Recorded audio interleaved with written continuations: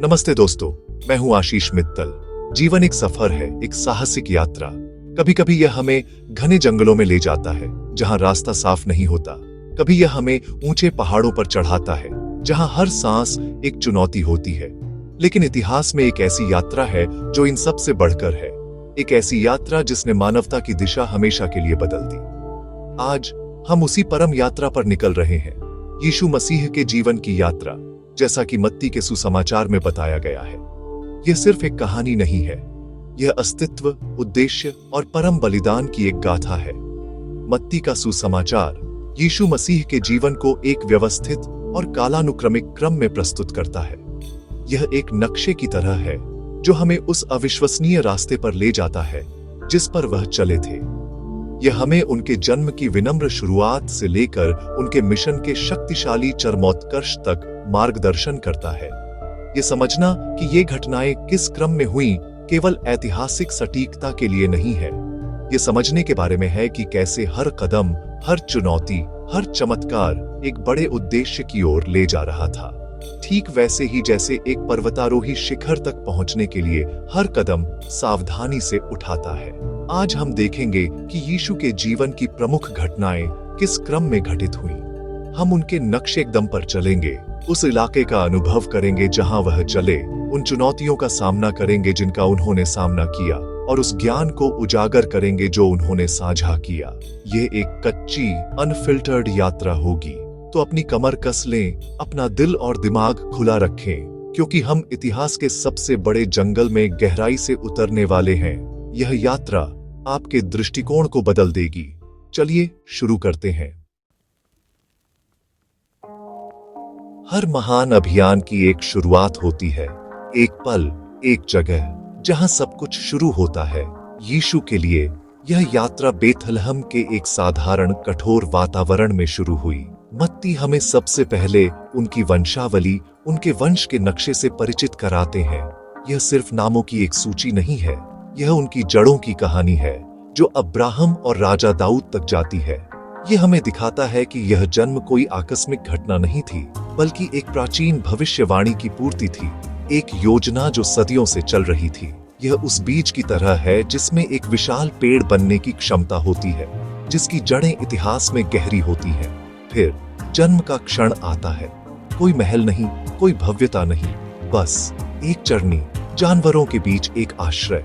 यह परम विनम्रता का कार्य था, यह दिखाने के लिए कि सच्ची ताकत अक्सर सबसे अप्रत्याशित जगहों पर पाई जाती है। जंगल में आपको जो मिलता है उसी से काम चलाना पड़ता है। यह अस्तित्व का पहला नियम है। यीशु का जन्म हमें यही सिखाता है कि महानता बाहरी परिस्थितियों पर निर्भर नहीं करती, बल्कि भीतर की ताकत और उद्देश्य पर निर्भर करती है। उनका जन्म एक शक्तिशाली संदेश था। आशा सबसे अंधकारमय और सबसे विनम्र स्थानों में भी पनप सकती है, लेकिन यह शांत शुरुआत जल्द ही एक खतरनाक मोड़ ले लेती है। पूर्व से बुद्धिमान पुरुष, ज्योतिषी, सितारों का अनुसरण करते हुए आते हैं। वे एक नए राजा की तलाश में हैं। वे उपहार लाते हैं, लेकिन अनजाने में वे खतरा भी लाते हैं। उनकी यात्रा ने एक क्रूर और सत्ता के भूखे शासक राजा हेरोदेस का ध्यान आकर्षित किया है। हेरोदेस को अपने सिंहासन के लिए कोई खतरा बर्दाश्त नहीं था, और एक नए यहूदियों के राजा की खबर ने उसे कार्यवाही करने पर मजबूर कर दिया। यह एक शिकारी को सचेत करने जैसा है। अब युवा यीशु और उनका परिवार खतरे में है। खतरा वास्तविक और तात्कालिक था। हेरोदेस अपनी सत्ता को बनाए रखने के लिए बेताब बेथलहम में सभी छोटे बच्चों को मारने का आदेश देता है।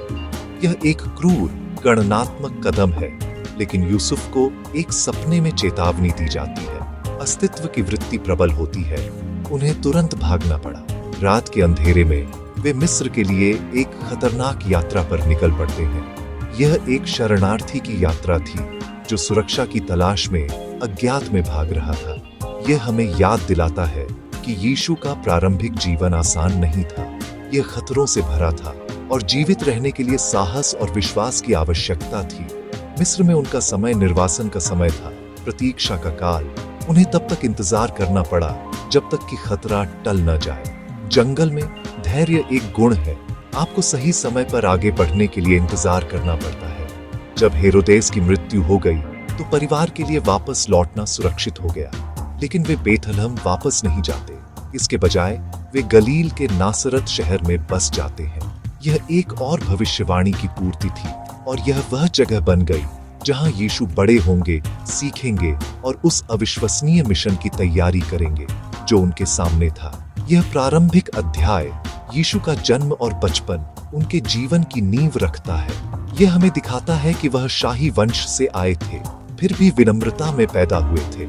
यह हमें दिखाता है कि उनका जीवन शुरू से ही खतरे और दैवीय सुरक्षा दोनों से चिह्नित था। हर घटना, वंशावली, जन्म, ज्योतिषियों का आगमन, मिस्र की यात्रा एक बड़ी कहानी का हिस्सा है। यह एक पहेली के टुकड़ों की तरह है जो एक साथ आकर एक राजा की तस्वीर बनाते हैं जो अपने लोगों को बचाने आया था, लेकिन एक ऐसे तरीके से जिसकी किसी ने उम्मीद नहीं की थी। इस चरण में हम देखते हैं कि यीशु का जीवन एक संरक्षित, आश्रित अस्तित्व नहीं था। यह शुरू से ही एक चुनौती थी। रेगिस्तान में जीवित रहने की तरह उन्हें अनुकूलन करना पड़ा, आगे बढ़ना पड़ा और उन पर भरोसा करना पड़ा जो उनका मार्गदर्शन कर रहे थे। यह एक शक्तिशाली सबक है कि हमारा चरित्र अक्सर हमारी शुरुआती चुनौतियों से बनता है। नासरत के शांत शहर में लड़का बड़ा होगा और दुनिया हमेशा के लिए बदल जाएगी। यात्रा अभी शुरू हुई थी। हर योद्धा को अपने मिशन पर निकलने से पहले प्रशिक्षण की आवश्यकता होती है। हर पर्वतारोही को शिखर पर चढ़ने से पहले खुद को तैयार करना पड़ता है। यीशु के लिए उनकी सार्वजनिक सेवकाई की तैयारी जंगल में शुरू हुई, जो परम परीक्षण का मैदान था। लेकिन इससे पहले कि वह खुद जंगल का सामना करते, एक और आवाज जंगल से गूंज उठी, यूहन्ना बपतिस्मा देने वाले की। यूहन्ना एक कठोर, अडिग व्यक्ति था जो ऊंट के बालों के कपड़े पहनता था और टिड्डियाओं और जंगली शहद खाता था। वह परम सर्वाइवर था जो लोगों को पश्चाताप करने और आने वाले मसीहा के लिए रास्ता तैयार करने के लिए बुला रहा था। यूहन्ना का संदेश सीधा और शक्तिशाली था, मन फिराओ क्योंकि स्वर्ग का राज्य निकट है। वह लोगों को उनके आराम के क्षेत्रों से बाहर बुला रहा था, उन्हें आध्यात्मिक रूप से तैयार होने की चुनौती दे रहा था।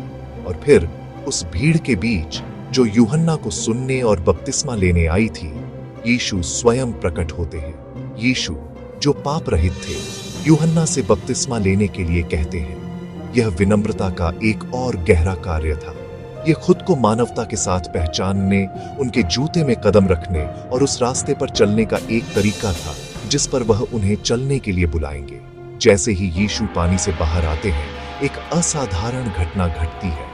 आकाश खुल जाता है और परमेश्वर का आत्मा एक कबूतर की तरह उन पर उतरता है और स्वर्ग से एक आवाज आती है, यह मेरा प्रिय पुत्र है जिससे मैं बहुत प्रसन्न हूँ।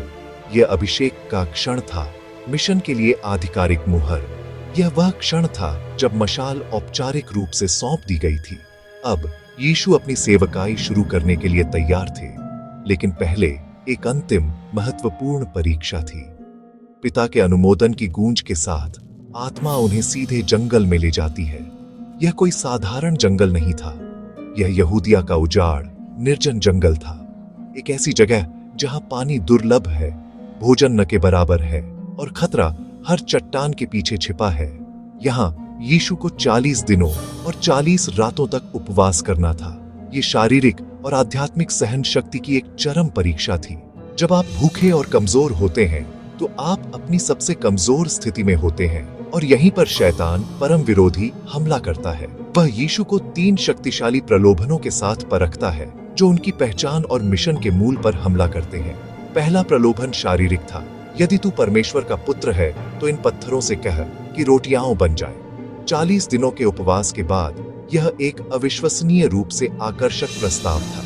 यह अपनी दिव्य शक्ति का उपयोग व्यक्तिगत लाभ के लिए करने का प्रलोभन था, लेकिन यीशु ने शास्त्र के साथ उत्तर दिया, मनुष्य केवल रोटी से ही नहीं परंतु हर एक वचन से जो परमेश्वर के मुख से निकलता है जीवित रहेगा। उन्होंने शारीरिक जरूरतों पर आध्यात्मिक जीविका को चुना। यह एक महत्वपूर्ण पहला सबक था। हमारा उद्देश्य हमारी भूख से बड़ा है। दूसरा प्रलोभन अहंकार और गौरव पर एक हमला था। शैतान यीशु को मंदिर के शिखर पर ले जाता है और उसे खुद को नीचे फेंकने की चुनौती देता है, यह कहते हुए कि स्वर्गदूत उसे बचा लेंगे। यह परमेश्वर की सुरक्षा का परीक्षण करने, एक शानदार प्रदर्शन करने और अपनी दिव्यता को साबित करने का प्रलोभन था। यीशु ने फिर से शास्त्र के साथ उत्तर दिया, तू प्रभु अपने परमेश्वर की परीक्षा न करना। उन्होंने सिखाया कि सच्चा विश्वास परमेश्वर का परीक्षण नहीं करता है, बल्कि उस पर भरोसा करता है। यह सनसनीखेज प्रदर्शनों के बजाय शांत आज्ञाकारिता के बारे में है। अंतिम प्रलोभन शक्ति और अधिकार का प्रस्ताव था। शैतान यीशु को दुनिया के सभी राज्य और उनका वैभव दिखाता है, और अगर वह झुककर उसकी पूजा करे तो यह सब उसे देने की पेशकश करता है। ये शॉर्टकट लेने, दर्द और पीड़ा के रास्ते से बचने और आसान तरीके से दुनिया पर शासन करने का प्रलोभन था। लेकिन यीशु दृढ़ रहे, हे शैतान दूर हो जा, क्योंकि लिखा है, तू प्रभु अपने परमेश्वर को प्रणाम करना और केवल उसी की सेवा करना। उन्होंने परमेश्वर के प्रति पूर्ण निष्ठा को चुना, यह जानते हुए कि सच्चा राज्य शक्ति हड़पने से नहीं, बल्कि सेवा और बलिदान से आता है। इन परीक्षाओं को पास करके यीशु ने साबित कर दिया कि वह मिशन के लिए तैयार है। जंगल ने उसे परखा था और वह विजयी हुए थे। जंगल में अपनी परीक्षा से विजयी होकर यीशु अपनी सार्वजनिक सेवकाई शुरू करने के लिए गलील के हरे भरे हलचल भरे क्षेत्र में लौट आए। यह तैयारी के चरण से कार्यवाही के चरण में एक बदलाव था। उनका पहला कार्य अपनी टीम को इकट्ठा करना। एक अभियान पर अकेले जीवित रहना कठिन है। आपको एक भरोसेमंद टीम की जरूरत है। यीशु गलील की झील के किनारे चले और साधारण मछुआरों पतरस, अंद्रियास, याकूब और यूहन्ना को बुलाया। उन्होंने उनसे कहा, मेरे पीछे हो लो और मैं तुम्हें मनुष्यों के मछुआरे बनाऊंगा। और उन्होंने तुरंत अपने जाल छोड़ दिए और उनके पीछे हो लिए। यह एक कट्टरपंथी आह्वान था। इन लोगों ने अपनी आजीविका, अपनी सुरक्षा, अपनी पूरी जिंदगी को एक ऐसे व्यक्ति के पीछे चलने के लिए छोड़ दिया जिसके पास एक शक्तिशाली संदेश था। यह यीशु के अधिकार और उनके आह्वान के चुंबकीय खिंचाव का एक प्रमाण है। इन पहले चेलों के साथ यीशु ने पूरे गलील में यात्रा करना शुरू कर दिया, आराधनालयों में सिखाते हुए, राज्य का सुसमाचार प्रचार करते हुए और लोगों के बीच हर तरह की बीमारी और हर तरह की दुर्बलता को दूर करते हुए। उनका दृष्टिकोण 3 आयामी था, सिखाना, प्रचार करना और चंगा करना। उनकी शिक्षा अभूतपूर्व थी। यह अकादमिक या अलग थलग नहीं था, यह व्यावहारिक, भरोसेमंद और जीवन बदलने वाला था। इसका सबसे बड़ा उदाहरण पहाड़ी उपदेश है।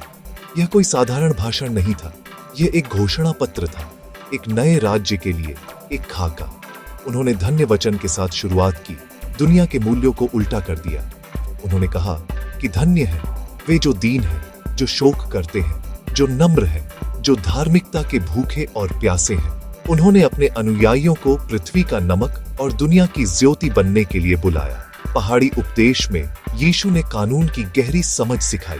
उन्होंने कहा कि केवल हत्या न करना ही काफी नहीं है, आपको अपने दिल में क्रोध से भी बचना होगा। केवल व्यभिचार न करना ही काफी नहीं है, आपको वासना भरी नजरों से भी बचना होगा।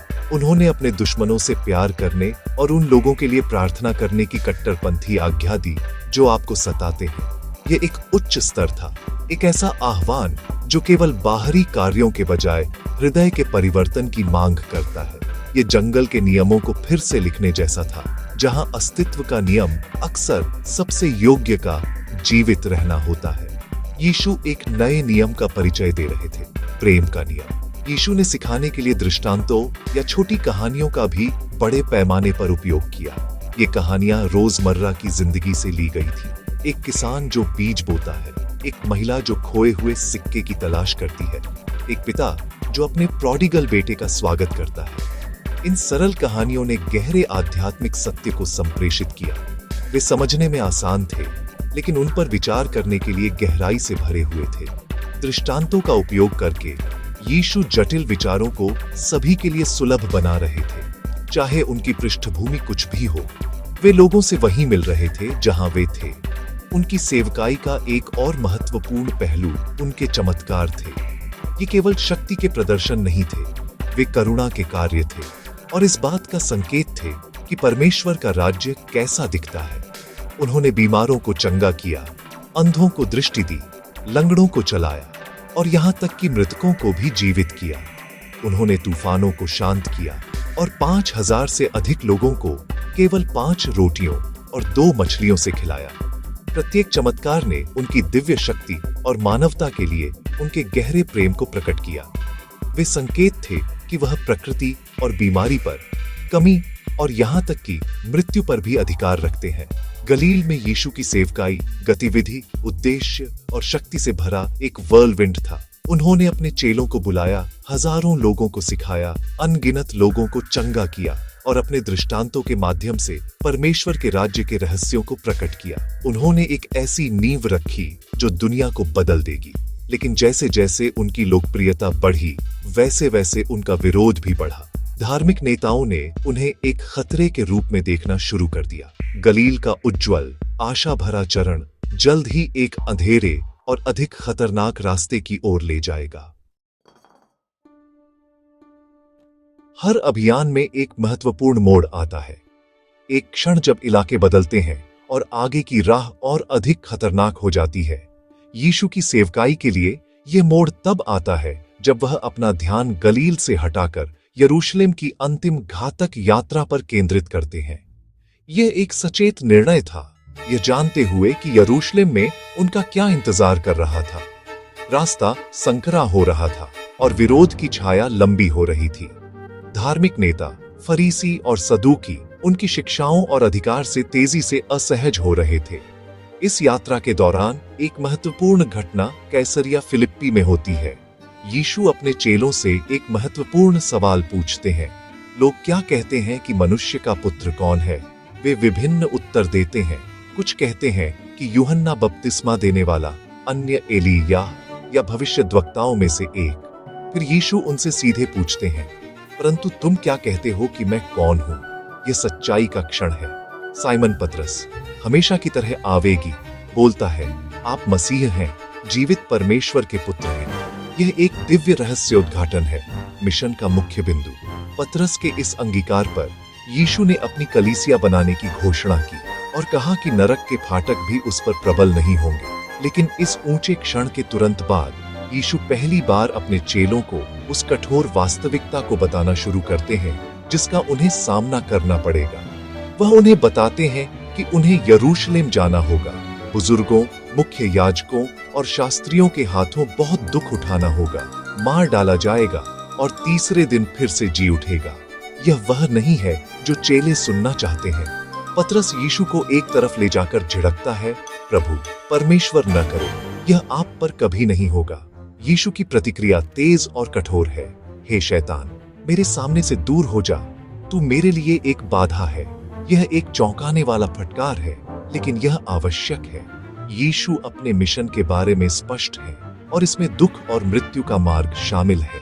वह समझाते हैं कि उनके पीछे चलने का मतलब भी अपनी क्रूस उठाना है। यह आसान रास्ते के बारे में नहीं है, यह बलिदान और आज्ञाकारिता के बारे में है।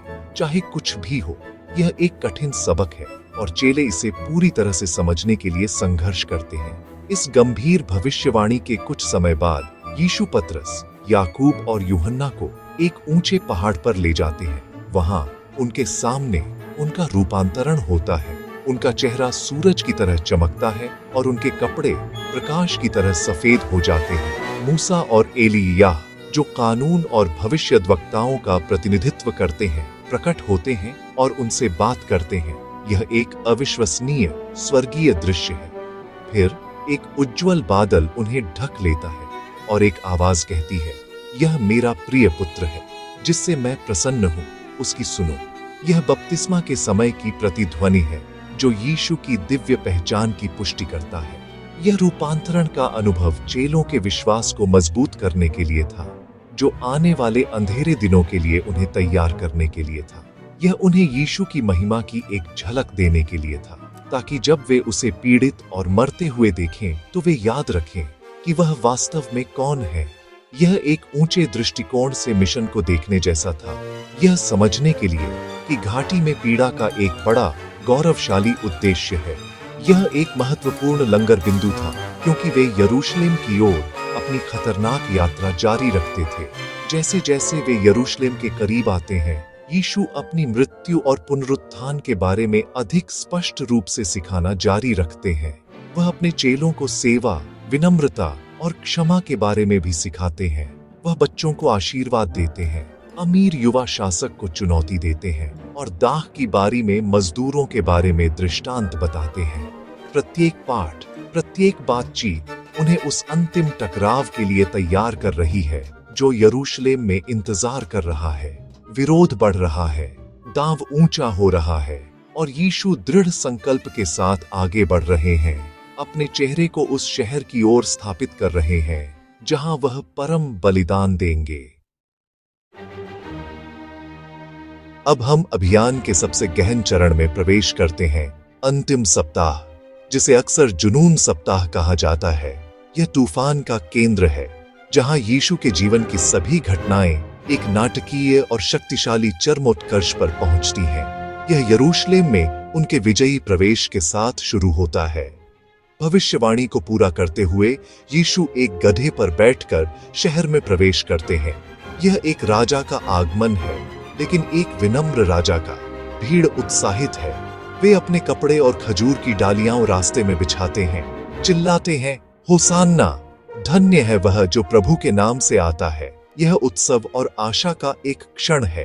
कई लोगों के लिए ऐसा लगता है कि जिस राजनीतिक मसीहा का वे इंतजार कर रहे थे वह आखिरकार आ गया है। लेकिन यीशु का राज्य इस दुनिया का नहीं है और उनका मिशन उनकी अपेक्षा से कहीं अधिक गहरा है। शहर में प्रवेश करने के बाद उनका पहला पड़ाव मंदिर है। वहां जो कुछ वह देखते हैं उससे वह क्रोधित हो जाते हैं। प्रार्थना का घर चोरों की मांग में बदल गया है, जिसमें मनी चेंजर और व्यापारी लोगों का शोषण कर रहे हैं। एक दुर्लभ और शक्तिशाली क्रोध के प्रदर्शन में यीशु उनकी मेजों को पलट देते हैं और उन्हें बाहर निकाल देते हैं। यह मंदिर की शुद्धि केवल एक भौतिक कार्य नहीं है, यह एक प्रतीकात्मक कार्य है। यह भ्रष्ट धार्मिक व्यवस्था पर एक निर्णय है।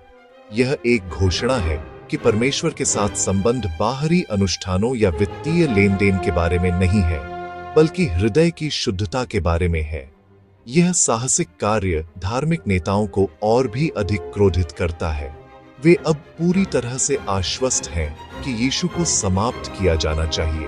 वे उसे फंसाने की कोशिश करते हैं, उसे मुश्किल सवालों के साथ परखते हैं, लेकिन वह हमेशा ज्ञान और अधिकार के साथ जवाब देते हैं। जैसे जैसे सप्ताह आगे बढ़ता है, यीशु अपना अंतिम सार्वजनिक शिक्षण देते हैं। वह फरीसियों और शास्त्रियों के पाखंड की निंदा करते हैं, उन्हें अंधे मार्गदर्शक कहते हैं। वह भविष्य के बारे में सिखाते हैं, यरूशलेम के विनाश और अपने दूसरे आगमन की भविष्यवाणी करते हैं।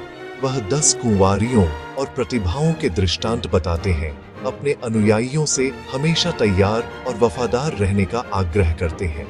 यह अंतिम निर्देशों का एक गहन समय है, एक कमांडर की तरह जो अपनी सेना को एक महत्वपूर्ण लड़ाई से पहले अंतिम ब्रीफिंग देता है। फिर सप्ताह के अंत में यीशु अपने चेलों के साथ अंतिम भोज के लिए इकट्ठा होते हैं। यह एक मार्मिक और महत्वपूर्ण भोजन है। यहाँ वह रोटी और दाखमधु की संस्था स्थापित करते हैं, जो आज प्रभु भोज या यूक्रिस्ट के रूप में जाना जाता है। वह रोटी लेते हैं, उसे तोड़ते हैं और कहते हैं, लो खाओ, यह मेरा शरीर है। फिर वह दाखमधु का प्याला लेते हैं और कहते हैं, यह वाचा का मेरा लहू है, जो पापों की क्षमा के लिए बहुतों के लिए उंडेला जाता है। वह उन्हें अपने आने वाले बलिदान का एक ठोस स्थायी अनुस्मारक दे रहे हैं। इसी अंतिम भोज के दौरान यीशु यह भी घोषणा करते हैं कि उनमें से एक उसे धोखा देगा। यह एक द्रुत शीतन क्षण है जो कमरे में तनाव भर देता है। यह यहूदा इस्करियोती है, जो पहले से ही यीशु को चांदी के 30 सिक्कों के लिए धोखा देने के लिए सहमत हो गया है। भोजन के बाद वे गेतसमनी के बगीचे में जाते हैं। यह अंतिम एकांत क्षण है। यहाँ यीशु तीव्र पीड़ा में प्रार्थना करते हैं, अपने पिता से पूछते हैं कि क्या कोई और रास्ता है। हे मेरे पिता, यदि हो सके तो यह कटोरा मुझसे टल जाए, तो भी जैसा मैं चाहता हूँ वैसा नहीं, परंतु जैसा तू चाहता है वैसा ही हो। यह परम समर्पण का क्षण है, मानवीय पीड़ा और दिव्य आज्ञाकारिता के बीच का संघर्ष। जब वह प्रार्थना कर रहे होते हैं तो चेले सो जाते हैं, जो आने वाली परीक्षा का सामना करने में उनकी मानवीय कमजोरी को दर्शाता है। अचानक मशालों और तलवारों के साथ एक भीड़ आती है जिसका नेतृत्व यहूदा करता है। वह यीशु को एक चुंबन के साथ धोखा देता है, जो विश्वासघात का एक संकेत है। यीशु को गिरफ्तार कर लिया जाता है। चेले डर के मारे भाग जाते हैं, उसे अकेला छोड़ देते हैं। तूफान आ गया है। जंगल का सबसे अंधेरा हिस्सा अब शुरू होता है। गिरफ्तारी के बाद यीशु को रात के अंधेरे में अवैध मुकद्दमों की एक श्रृंखला के माध्यम से घसीटा जाता है। पहले उन्हें यहूदी उच्च परिषद महासभा के सामने ले जाया जाता है। वे झूठे गवाहों को खोजने की कोशिश करते हैं, लेकिन उनकी कहानियां मेल नहीं खाती। अंत में महायाजक सीधे यीशु से पूछता है, क्या तुम मसीह परमेश्वर के पुत्र हो? यीशु साहसपूर्वक उत्तर देते हैं, तुमने स्वयं कहा है। इस पर महायाजक अपने वस्त्र फाड़ता है और उस पर ईश निंदा का आरोप लगाता है। मौत की सजा तय हो जाती है, क्योंकि यहूदियों के पास किसी को मृत्यु दंड देने का अधिकार नहीं था। वे यीशु को रोमन गवर्नर पोंटियस पिलातुस के पास ले जाते हैं। वे आरोप को ईशनिंदा से राजद्रोह में बदल देते हैं, यह दावा करते हुए कि यीशु खुद को राजा कहते हैं, जो सीजर का विरोध है। पिलातुस यीशु से सवाल करता है और उसमें कोई दोष नहीं पाता। वह यीशु को रिहा करने की कोशिश करता है, लेकिन भीड़, जिसे मुख्य याजकों ने उकसाया है, बरअब्बा नामक एक कुख्यात अपराधी की रिहाई और यीशु को क्रूस पर चढ़ाए जाने की मांग करती है। पिलातुस भीड़ को खुश करने के लिए अपने हाथ धोता है और यीशु को कोड़े मारने और क्रूस पर चढ़ाए जाने के लिए सौंप देता है। इसके बाद जो होता है वह क्रूर और अमानवीय है। रोमन सैनिक यीशु का मजाक उड़ाते हैं, उसे एक बैंगनी रंग का चोगा पहनाते हैं, उसके सिर पर कांटों का ताज रखते हैं और उसे यहूदियों के राजा के रूप में प्रणाम करते हैं। वे उसे मारते हैं और उस पर थूकते हैं। फिर उसे अपना ही क्रूस, लकड़ी का एक भारी बीम, शहर की दीवारों के बाहर एक जगह पर ले जाने के लिए मजबूर किया जाता है, जिसे गोलगोथा, खोपड़ी का स्थान कहा जाता है। यह अंतिम दर्दनाक यात्रा है। यीशु कोड़े मारने और पिटाई से कमजोर होकर गिर जाते हैं और एक राहगीर शमौन नाम के व्यक्ति को उसका क्रूस ले जाने के लिए मजबूर किया जाता है। गोलगोथा में सैनिक यीशु के हाथों और पैरों में कीलें ठोंकते हैं, उसे दो चोरों के बीच क्रूस पर चढ़ाते हैं। यह मृत्यु का एक धीमा, कष्टदायी तरीका है, जिसे अत्यधिक पीड़ा और घुटन के लिए डिजाइन किया गया है। फिर भी इस अकल्पनीय पीड़ा के बीच यीशु दया का प्रदर्शन करते हैं। वह प्रार्थना करते हैं, हे पिता, इन्हें क्षमा कर, क्योंकि ये नहीं जानते कि ये क्या कर रहे हैं। राहगीर और धार्मिक नेता उसका मजाक उड़ाते हैं, उसे खुद को बचाने की चुनौती देते हैं। दोपहर के समय पूरे देश में अंधेरा छा जाता है, जो 3 घंटे तक रहता है। लगभग 3 बजे यीशु जोर से चिल्लाते हैं, एली एली लमा सबकतनी, जिसका अर्थ है, हे मेरे परमेश्वर, हे मेरे परमेश्वर, तूने मुझे क्यों छोड़ दिया। यह दुनिया के पाप को अपने ऊपर लेने के कारण अपने पिता से आध्यात्मिक अलगाव की पीड़ा का एक रोना है। फिर एक अंतिम जोर की आवाज के साथ वह अपनी आत्मा को त्याग देते हैं। उसी क्षण मंदिर का पर्दा ऊपर से नीचे तक फट जाता है। यह दर्शाता है कि यीशु के बलिदान के माध्यम से अब परमेश्वर तक का मार्ग सभी के लिए खुल गया है। एक भूकंप आता है और एक रोमन सूबेदार यह सब देखकर घोषणा करता है, निश्चय ही यह परमेश्वर का पुत्र था। यीशु की मृत्यु परम बलिदान थी, पाप की अंतिम कीमत चुकाई गई। लेकिन कहानी यहाँ समाप्त नहीं होती है। यह अभियान का अंत नहीं है। यूसुफ नाम के एक धनी व्यक्ति ने यीशु के शरीर को क्रूस से नीचे लिया, उसे एक साफ मलमल के कपड़े में लपेटा और उसे अपनी नई कब्र में रख दिया। एक बड़ा पत्थर प्रवेश द्वार पर लुढ़का दिया गया और रोमन गार्डों को यह सुनिश्चित करने के लिए तैनात किया गया कि कोई भी शरीर को न चुराए। 3 दिनों तक आशा मृत लग रही थी, लेकिन सप्ताह के पहले दिन भोर में एक शक्तिशाली भूकंप आता है और प्रभु का एक दूत स्वर्ग से उतरता है, पत्थर को लुढ़का देता है और उस पर बैठ जाता है। कब्र खाली है। यीशु जी उठे हैं, वह मृत्यु पर विजयी हुए हैं। वह अपने चेलों जो डर में छिपे हुए हैं को दिखाई देते हैं। वह उन्हें शांति देते हैं और उन्हें उनके अविश्वसनीय मिशन की याद दिलाते हैं।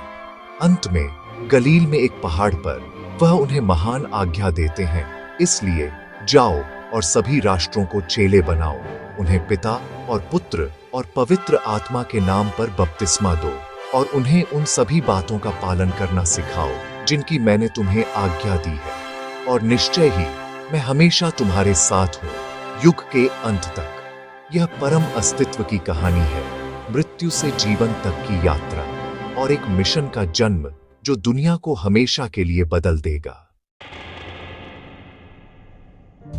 तो यह है वह यात्रा, मत्ती के सुसमाचार के माध्यम से यीशु मसीह के जीवन का कालानुक्रमिक नक्शा।